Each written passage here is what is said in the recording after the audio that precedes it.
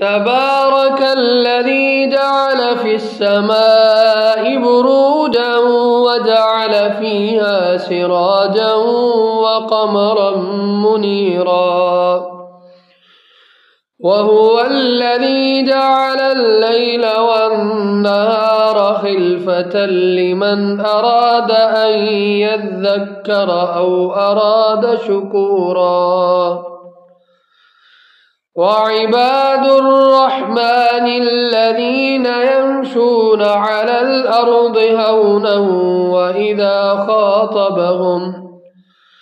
وإذا خاطبهم الجاهلون قالوا سلاما والذين يبيتون لربهم سجدا وقياما والذين يقولون ربنا اصرف عنا عذاب جهنم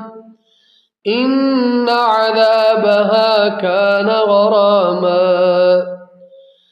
إنها ساءت مستقرا ومقاما والذين إذا أنفقوا لم يسرفوا ولم يقتروا وكان بين ذلك قواما والذين لا يدعون مع الله إلها آخر ولا يقتلون النفس التي حرم الله إلا بالحق ولا يزنون ومن يفعل ذلك يلقى أثاما يضاعف له العذاب يوم القيامة ويخلد فيه مهانا إلا من تاب وآمن وعمل عملا صالحا فأولئك يبدل الله سيئاتهم حسنات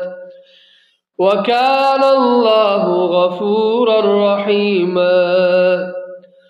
ومن تاب وعمل صالحا فإنه يتوب إلى